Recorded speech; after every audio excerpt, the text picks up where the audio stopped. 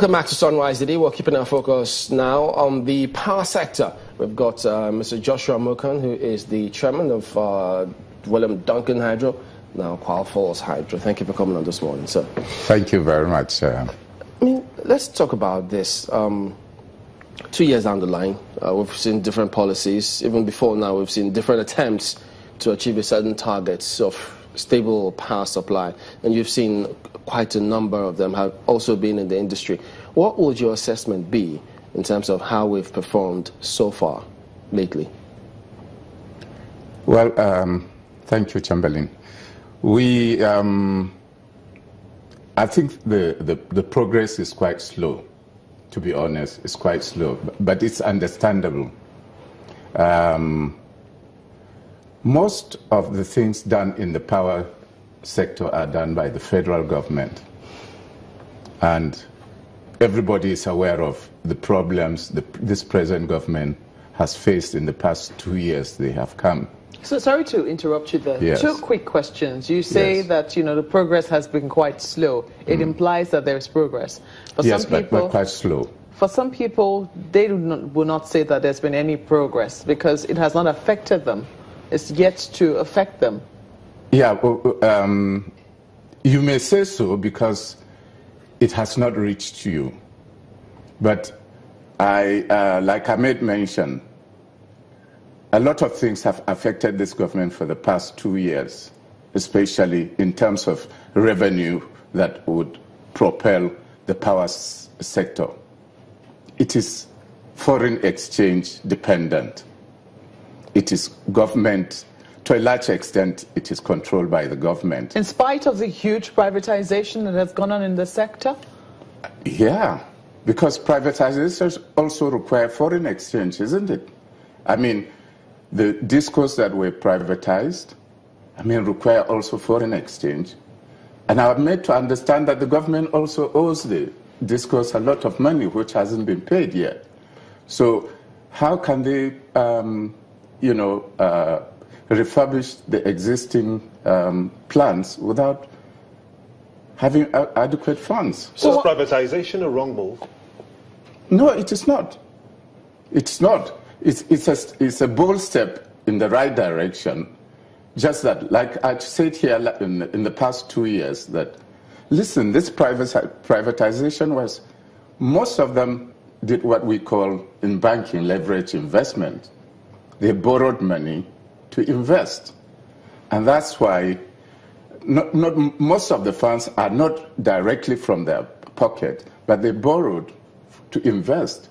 And the fact that they are not able to recover substantial part of or service their facilities with the borrowers, further extension of facilities to them has become a problem. They are being chased by their creditors. Debt collection is almost impossible.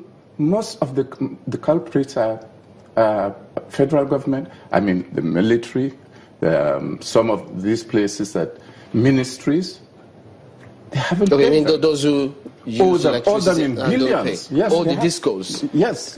So quickly then, when you say that there's been progress, what progress has been made then?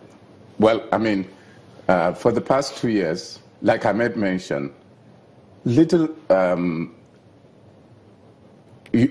the issue of foreign exchange accruing from sales of crude oil has been a little bit, somebody who has been earning $110 per barrel is now getting between 30 and 3, is it 3? And 50? Yes. To about $50. So there has to be a lot of adjustments. And of course, you know what happened with the Niger Delta militants as well. While I say, listen, the price of the crude oil is beyond the federal government. The reduction in the productivity of the crude oil was is within the federal government's contained. But I don't get it. Does that mean that, pardon me to butt in, does it mean that because the prices of crude will always fluctuate? Yes. So are we going to be stuck in this situation all through our lives? Well, what my own assessment is, the government should be ready to address the issue of these militants in Niger Delta area, and let us be able to produce sufficient what OPEC has allowed us to produce. Then they will be built up of foreign exchange again, and the foreign exchange now can be used for infrastructure development. How encouraged are investors when we talk about trapping gas that has widely been flared to power some of the facilities that we have? Are we getting that kind of encouragement across to foreign investors, for instance, just so that we have that constant supply of gas to power the turbines? Well, the problem with gas supply, like I've always said, is that the pricing of gas is not really within Nigerian capability. It's an international, just like the price of crude oil. Now that PIB, the petroleum industry governance bill now, yes, has been passed, then probably that would make investors start looking at the infrastructural development in the petroleum subsector more encouraging. But before then, who would come and invest in a place where there are no set structures in the investment portfolio? That is my understanding. Because what's the best? I'm sorry to just butt in. What's the best approach? Would you say? We have 36 states. Yes. In the country. Some of them are very viable to have independent power stations to run. How well have we been able to encourage at state levels for state governments to have this kind of infrastructure? Will it help in any way to improve electricity supply to homes? Let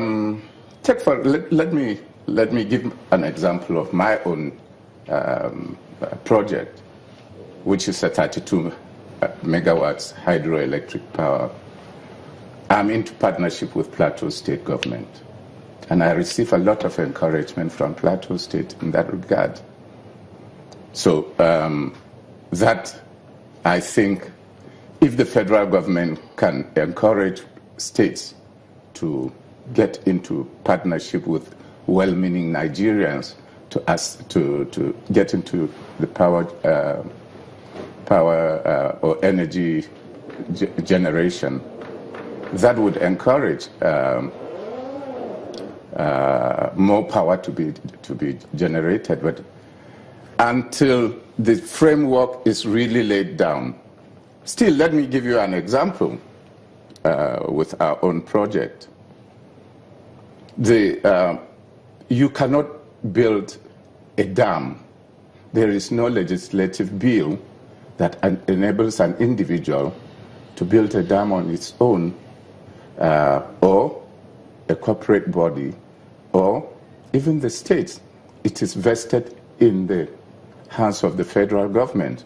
So unless there's a legislative bill allowing you and I to go and build such things so as to generate power, or let's say hydroelectric power, there's nothing you can do except the federal government builds the dam. Then you can do the downstream, which is the hydro component. Do we have to wait until that bill comes into place before we could get some sort of solution? What about those who say you could get clusters? If you get less than, megawatts, that could go a long way if you have them in clusters. Well, I mean, that would help as well. Bits and pieces all over the place. But as far as I'm concerned, the same energy you put for 10 megawatts is also the same energy you will put for 32 or 50 megawatts.